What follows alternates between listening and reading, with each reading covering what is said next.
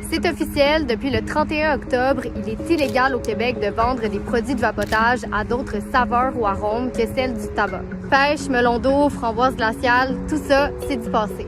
Avec cette nouvelle interdiction, l'objectif du gouvernement est de rendre moins attrayants les produits de vapotage pour les jeunes.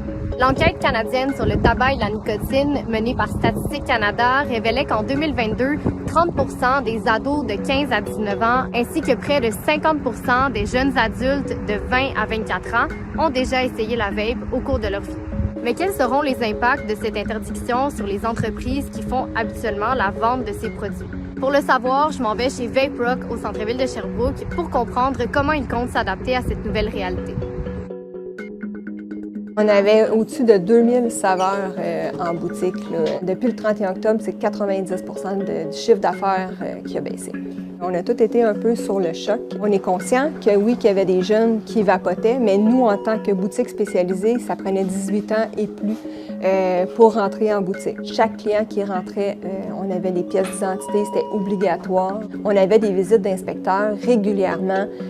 Donc, c'est pas ici que les jeunes se procuraient leurs cigarettes électroniques. On a beaucoup de personnes âgées, on a beaucoup ici dans le quartier Alexandre des personnes défavorisées qui, pour eux, la cigarette électronique était beaucoup moins coûteux que la cigarette, puis c'était les saveurs de fruits qui les avaient fait arrêter de fumer. J'ai des madames là, de 70 ans qui pleuraient, qui disaient « qu'est-ce que je vais faire ?» C'était pas la solution de pénaliser tout le monde.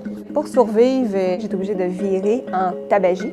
Ça implique à ce moment-là que tous nos produits de vapotage doivent être cachés à la vue des clients. On a mis de l'eau, on a mis des sauces piquantes, on a des rehausseurs de saveurs. J'ai plein de trucs, mais il fallait que je cache mes autres produits. On reste quand même spécialisé en articles pour vapoteurs. La seule chose, c'est qu'on a des saveurs de tabac maintenant, puis du sans saveur.